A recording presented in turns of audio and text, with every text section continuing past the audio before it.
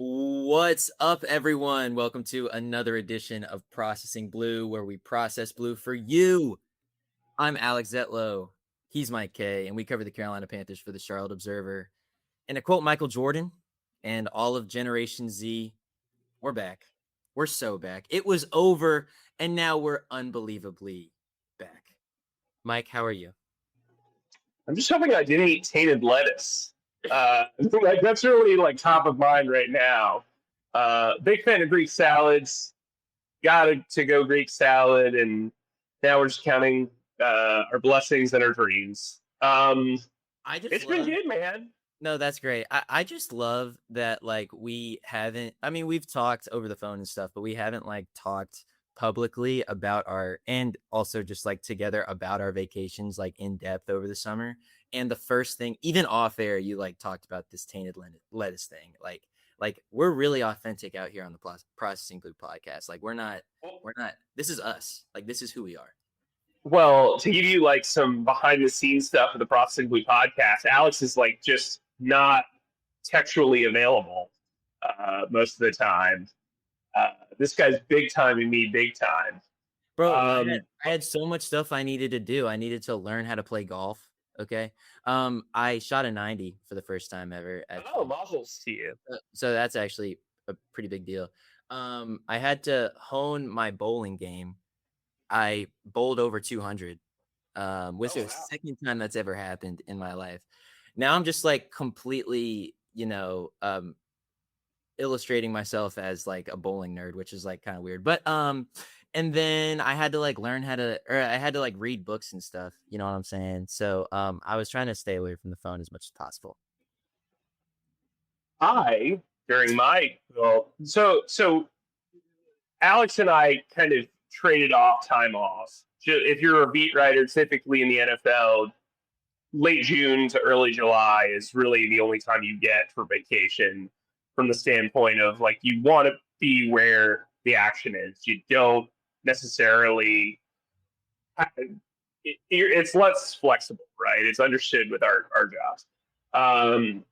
I simultaneously moved my parents, who are in town, and then also moved myself during all this vacation. We're in my new garage office setup. As you can see, the background's different than it normally is. One of my kids is home, and he's kind of bouncing around the house. The other one's in camp, and when he's not in camp, he's bouncing around the house. So been pretty busy myself, but I could have answered the text message. But anyway, that's not the point. That's not what we're here for. What we are here for is not the arguments or battles between beat writers. We're here for the battles that are going to happen on the Panthers roster. That's what you call a segue. Alex, tell them what we're going to talk about today. So if you're out here being dang, training camp is a week away and I'm so excited for it, and I literally read every tiny thing that we have put out this summer, that the Panthers have put out this summer. I'm staying on top of, the NFL top 100, all these things, but I still don't know what new Alex and Mike could possibly talk about leading up to training camp. We got your back, because we know exactly what we want to talk about, and we'll get into some fun arguments over it as well. Today, we're embarking on the first of a 2-episode series about the Panthers roster leading into training camp. This week, we're discussing who are the locks to make the Panthers roster. And then next week, we're going to be discussing the players who are not locks and what their futures will look like in 2026 and beyond. So, in other words, we're talking about the players who are 90%, barring a trade or an injury, are going to be on this roster. I still have a feeling we'll diverge on some of these opinions, Mike, but we did compile a pretty collaborative list. So, Mike, is that good, or do we need any more exposition before we head into this? No, I think what you'll hear from us is our logic in putting guys on this list, where we'll trade off. This is an exercise in figuring out how many actual spots are up for grabs. And this is a pretty lofty list. It's about 36 players, or it is 36 players. And I think when you look at the totality of what's available, you realize there are some pretty interesting roster competitions, some roster decisions they're going to have to make, especially if the roster stays as is or there's some major injuries. And I think like this is the best. I'm a big believer in studying processes, and I think this is a cool process to kind of talk about what could happen if all things kind of fall as they may in training. Absolutely. You want to get started? Yeah, let's do it. Okay. Let's start easy. Mike, do you want to take the first four or shall I? So we went with we're going to group all these positions together in Okay. certain segments so that way it's kind of easier to digest. So first off, we're going to do quarterback and running back. Remember, these are players that we think have a 90% or better chance of making the roster, barring a trade or injury. So obviously Bryce Young, Kenny Pickett signed for $4 million. I think he's going to be here based on everything that I've heard. They're happy with what he's doing. Chuba Hubbard and Jonathan Brooks. Again, barring injury, that's a big one for that fourth one. And I think, listen, Jonathan Brooks is the ultimate X factor for this team. If Jonathan Brooks plays up to his potential as a second round pick and what he did in college and recovers from back to back ACL surgeries, this offense is going to hunt. If he is injured or has some nagging ailments or isn't up to task, this offense might struggle a bit. And I think they're putting a lot in that basket. They want to see him succeed. The early signs are pretty good, but once pads come on, he's never taken part in a training camp, in a full training camp. His OTAs were his first OTA workouts of his NFL career. There's a lot to like, but there's also a lot to be cautioned about. What do you think, Alex? Agree. I made this list with you. I am a bit more optimistic about Jonathan Brooks than you are. Honestly, probably a bit more optimistic about Jonathan Brooks than most of people who ardently follow the Panthers, as I've found going on other people's podcasts and stuff like this. I think he's going to have a big year. And when it comes to the quarterbacks, that's exactly what Dave Canales has done in the previous 2 years, having Bryce Young be the QB1 heading into training camp and heading into the season, and then having a more experienced guy going at the QB2 spot and only having two quarterbacks on the active roster, on the 53-man roster going forward. Let's move on to wide receivers and tight ends. Cool? Yeah, let's do it. Okay, so we have for wide receivers, the locks are Teteroa McMillan, Jalen Coker, Chris Brazzell, and Xavier Legette. And for the tight ends, we got Tommy Tremble, JT Sanders, and Mitchell Evans. I think this is a pretty unimpeachable list to start. We will get into the semantics of, okay, is Xavier Legette or Chris Brazzell going to start out as that number 3 wide receiver? We can get into that later. But at the end of the day, these are the 4 guys who are locks. Xavier Legette, we'll talk about this a lot more, but Xavier Legette, I think, is going to be given a lot of opportunities to make an impact this season. Obviously, the Panthers have a big decision on him next year on if they're going to pick up his 5th-year option. You have to see what you have in Excel. A guy who has proven that he can develop late, particularly as he did in college. He has several measurable gifts: speed, size, and you got to keep seeing if he has this NFL talent to go along with that and fulfill his potential. And then we both chose 3 tight ends to go onto this list, which doesn't give the Panthers a ton of wiggle room at that position, but I still think that is exactly what this front office is thinking when it comes to building that roster. Mike, any notes or comments on those 7? So I think with the wide receiver situation, again, barring trade or injury, Xavier Legette is going to get a lot of opportunities at the Z position. We saw that they used Chris Brazzell at the X position for the majority of OTAs, with T-Mac being out. I think that's telling. I think it says that they want to make, one, Brazzell very aware of that position, but I also think it says they want Legette to thrive at the Z position. And you brought up the 5th-year option. At this point, living up to his draft pedigree and that 5th-year option should be the farthest thing from his mind.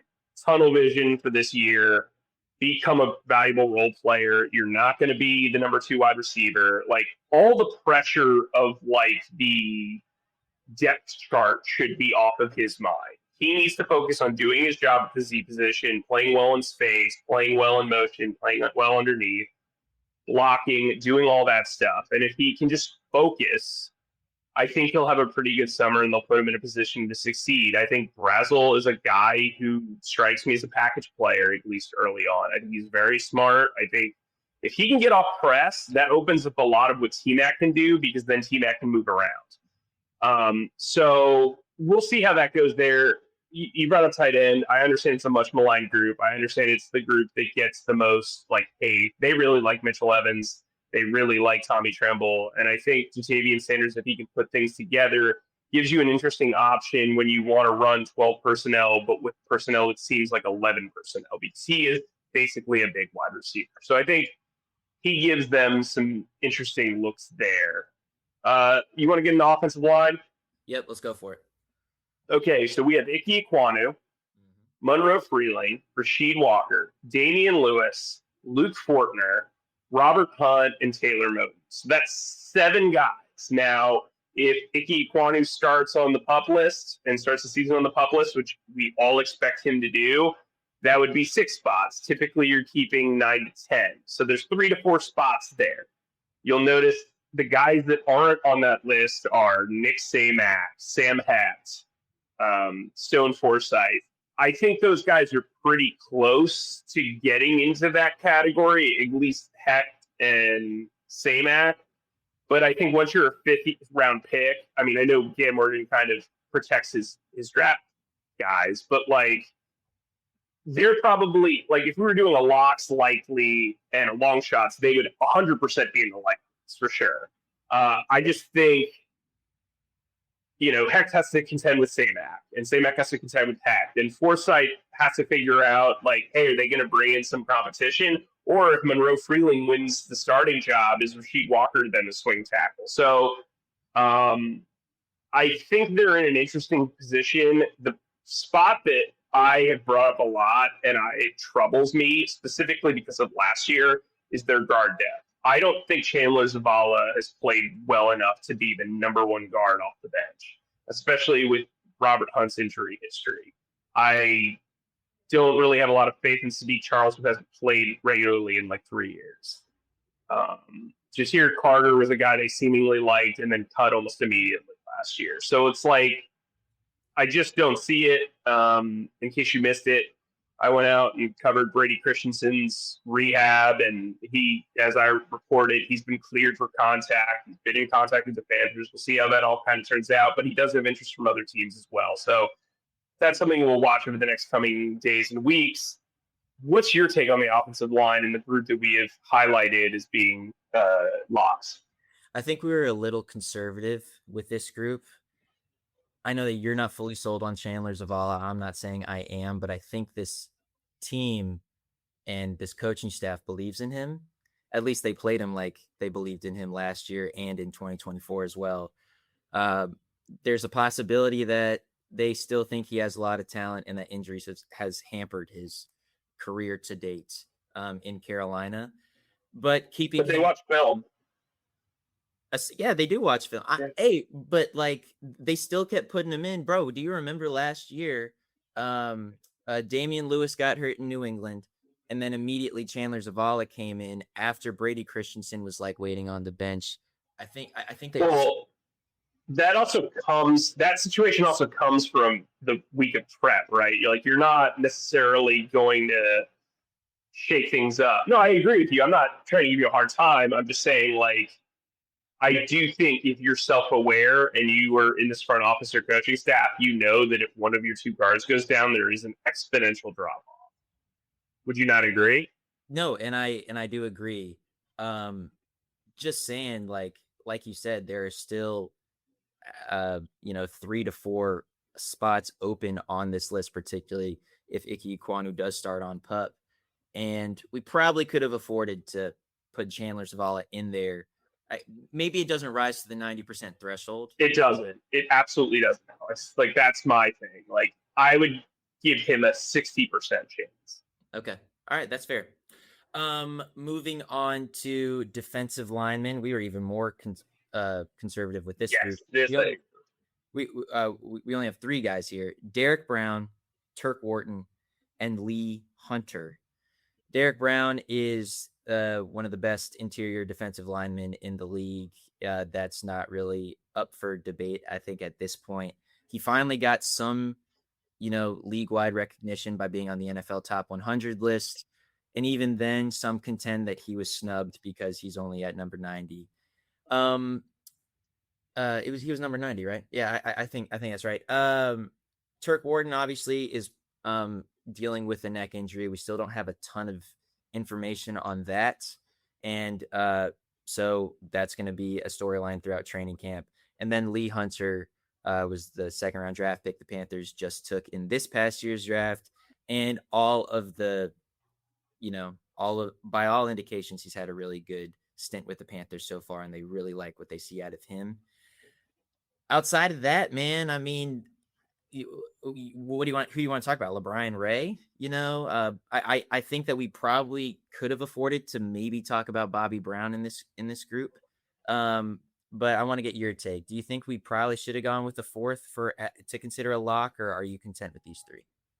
So we brought up the 90% thing, and that's why I think it's important. I would give Bobby Brown an 85% chance of making this roster, and here's why.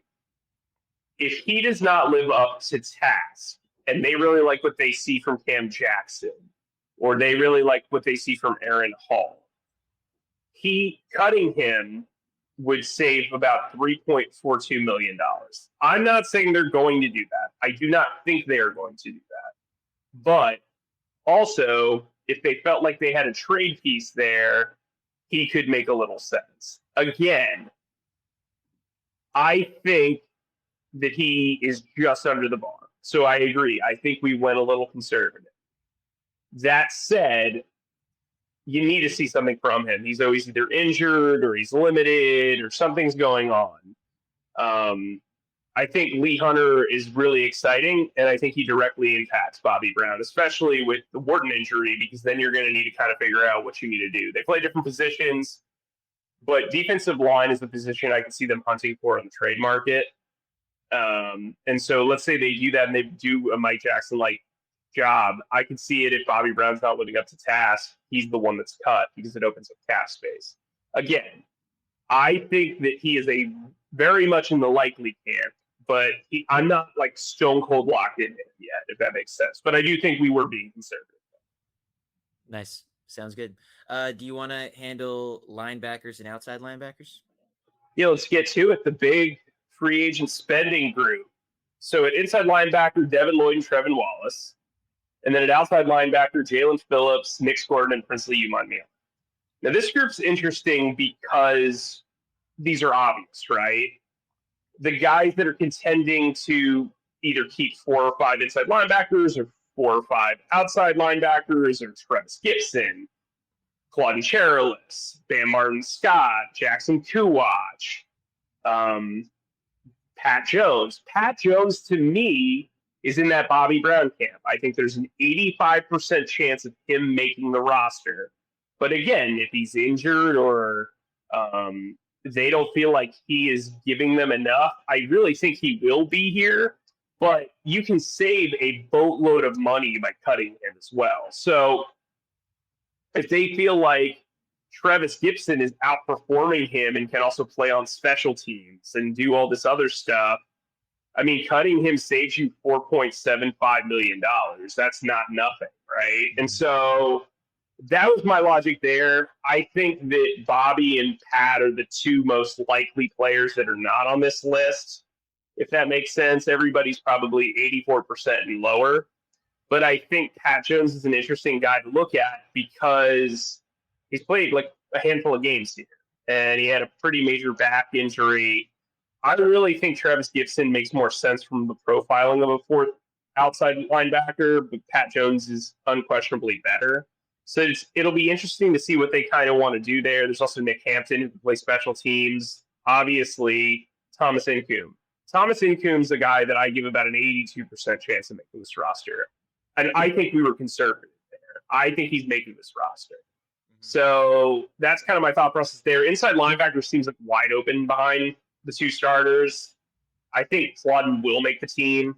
I'd probably put him at 80%. I think Kuwatch and Bam Martin Scott are going to be interesting to see battle. It'll also be those two guys against Hampton and Gibson, too, to see how those linebacker numbers overall are factored in. How do you think we did there?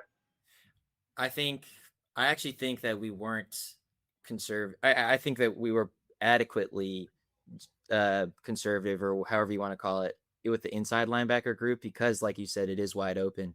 I remember while we were talking about this list, Claude and Cherilus also obviously got brought up. Bam Martin Scott also got brought up, and who would have thought that?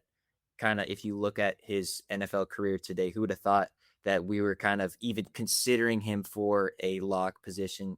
He's not a lock for going into training camp, but his name did get brought up, which I thought was interesting. And glad to see that Princely made our list. That's pretty obvious, I think, too. Obviously, he has a lot of work to do in 2026 to kind of cement that and to prove that. But he had a good training camp last year. No reason to think that he won't have a good training camp this year as well. Okay. Rounding out, this is going to be our last kind of grouping together, because I think we can get through this pretty quickly. We're going to talk cornerbacks, safeties, and specialists. The locks for the cornerbacks: J.C. Horn, Mike Jackson, Will Lee, Corey Thornton. And then the locks for safeties: Trayvon Merrig, Nick Scott, Lathan Ransom. And then the locks for the specialists: Ryan Fitzgerald, J.J. Jansen, and Sam Martin. We don't really have to debate the specialists, really.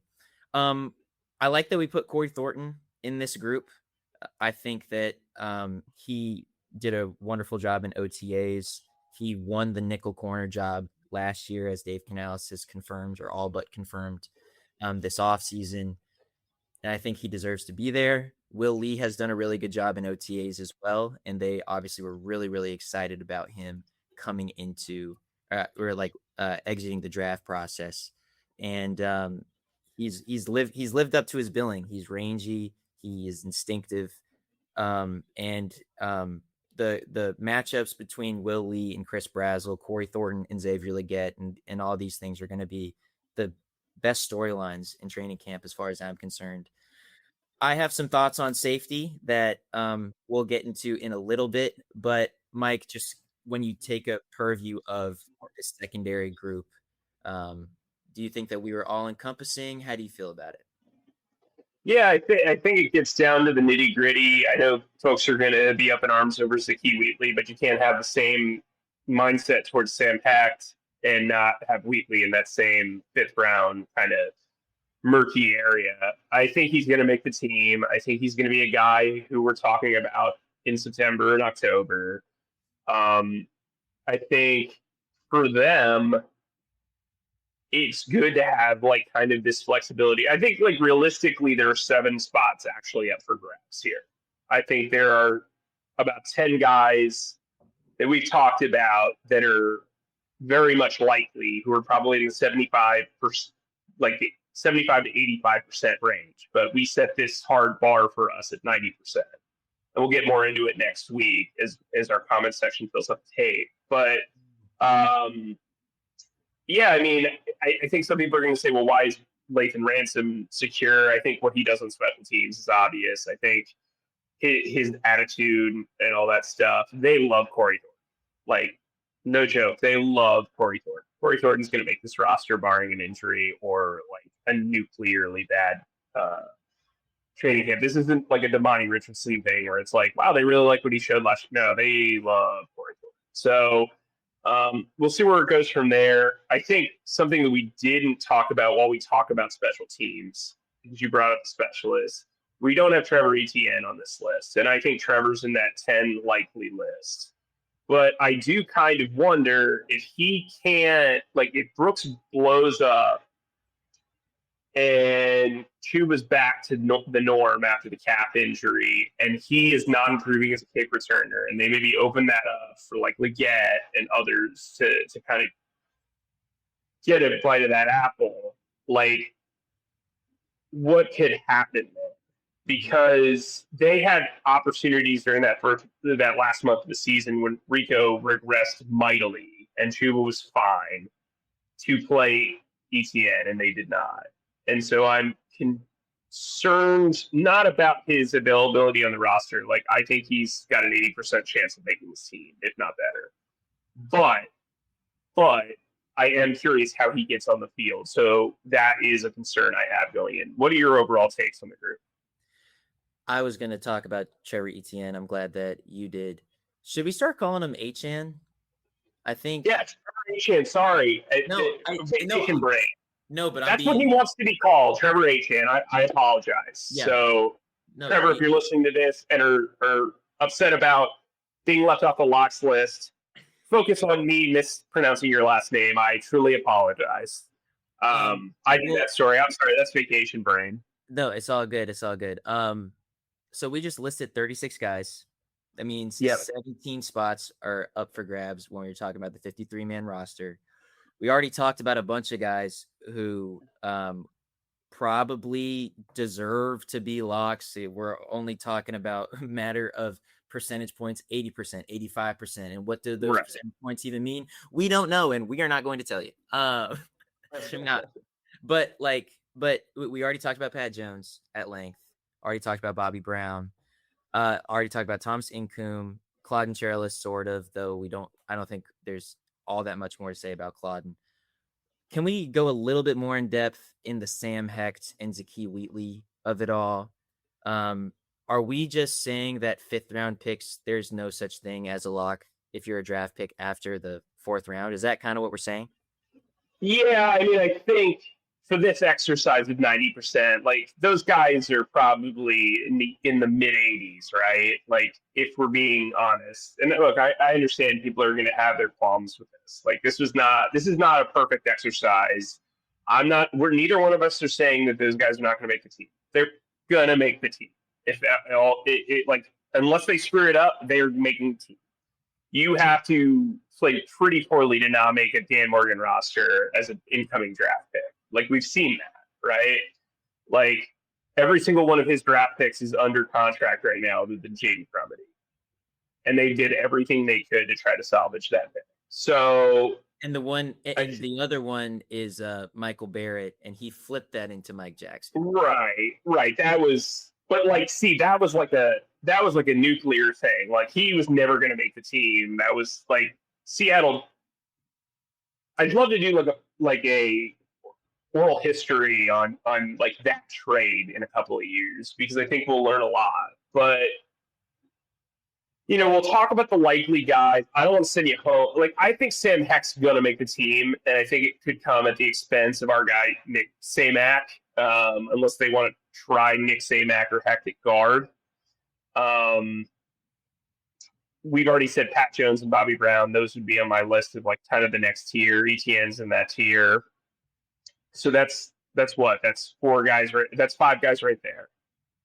And then Claude and Incoom, that's another 2. That's 7. And then maybe 3 more guys that we haven't talked about are in that like likely bubble, right? And so I think for the Panthers, they can't just cling to a guy if he is not, like, Jackson Kuwatch isn't on this list, right? But I know that Kuwatch is doing pretty well behind the scenes. John Mechie's not on this list. Jimmy Horn's not on this list. There are guys that are going to have to compete. Bryson Tremaine, the wide receivers that are not on this list, Bryson Tremaine to me is the guy that is probably in that 75 to 85% range, right? So, and we'll get more into that next week, but I thought this was an interesting exercise in like how many potential spots there could be. Like, in hindsight, like, I think we probably could have put 3 more guys on here. And like, so, I mean, like, they're just on the cusp. And the only reason why Bobby Brown and Patrick Jones aren't on this roster is if they need cap relief, if there's a major injury, if they need trade chips, like, those guys make sense. Now, I said barring trade or injury, so you can pick that apart if you want. But to me, like, those two guys are very intriguing, and we'll be keeping a pretty close eye on those guys because they've dealt with a lot of injuries. They've dealt with inconsistent play. They have cuttable contracts. Like there's something to that, and so I think we'll continue to watch. But I think both those guys make the roster, and I think the other guys we brought up make the roster as well. Mike, let me pose one final question to you. Sure. 17 spots are not occupied by locks. Is that a lot?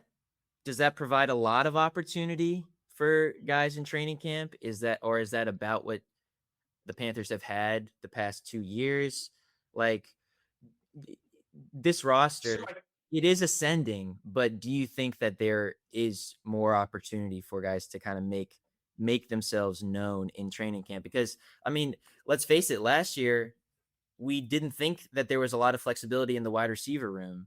And then all of a sudden, Bryson Tremaine just comes out of nowhere, and Dave Canales is like, hey, we wouldn't be able to look this team in its face and say, hey, how you perform on the field is how you'll be rewarded come the regular season, and not put Tremaine on this 53-man roster. And so we kind of learned like, hey, they practice what they preach from that perspective. Is this roster as wide open as you were expecting it to be? Like how would you go about kind of approaching that question? Well, I think it's threefold. Okay, this is why it's different. One, we've documented this a ton of times. They re-signed a dozen guys to 1-year contracts. So by nature, this is going to be a competitive group, right? You bring in guys like Felipe Franks, and you bring in guys like Nick Hampton, and you bring in Luke Fortner, and some of these guys are more situated than others because of just the nature of the depth chart. But I think from the depth perspective, this is going to be a competitive training camp. I don't know that we could say that.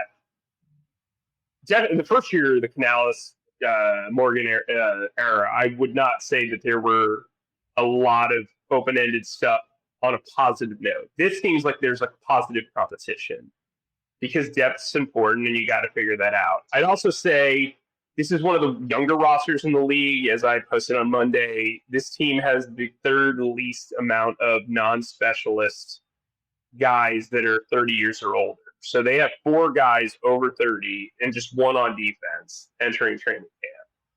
That's unusual. The average overall is 7.7.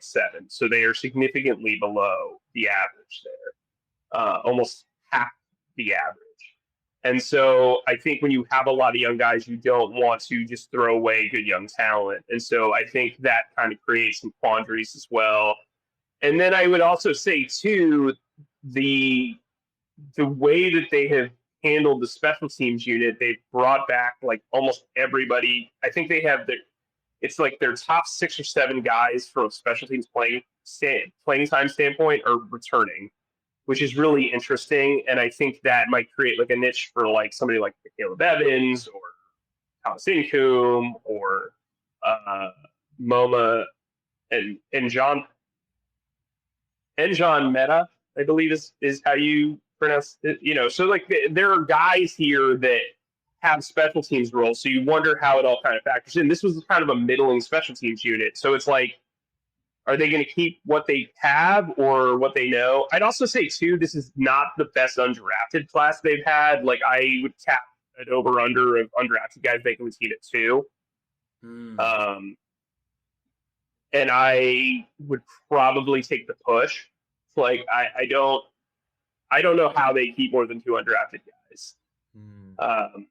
So it'll be really interesting. Plus, there's a lot of available free agents too out there at positions of need. So they could kind of shake this whole thing up a week before camp and then just go from there. So I just think there's a lot of open-endedness, and that's not necessarily a bad thing, especially for a team that's like on the cusp of 500, right? They finished under 500 last year. They won the division, but like they know they need to improve. They are self-aware.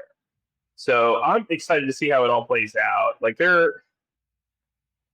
if the likely categories out there, I think there's about 10 to 13. And so we're talking about like 4 to 7 spots being legitimately like being fought over. Somebody's breaking a full stick and throwing it to 2 or 3 guys. You're trying to figure it out from there. But yeah, we're going to be covering those competitions throughout the next week or so. Alex and I have this cool debate series called Making the Case. Check that out on charlotteobserver.com. Alex, you got this from here. Wait, hold on, Mike. Did you say making the case because there's an alternative spelling in your own head that says making the case? You know what I'm saying? No, K? No, okay. no, I can't thought that. say. I mean, there are a lot of puns you can use with my name. I don't know that I've ever thought about that one, but Okay. we're excited about that nonetheless. Yep. Okay. And here we go. Thanks as always for listening to our pontifications on all things Panthers with Mike Kaye and myself and our wonderful producer, Zach Dennis. Please subscribe and follow us on Spotify, Apple Podcasts, or wherever you get your podcasts by searching Processing Blue. And if you watch us on YouTube, please subscribe to our YouTube channel and click on the bell icon to get notified whenever new episodes drop. And finally, please be sure to stick to charlotteobserver.com for all of your Panthers needs. Mike, let's stay humble, stay creative, and keep processing. That's a wrap, Zach.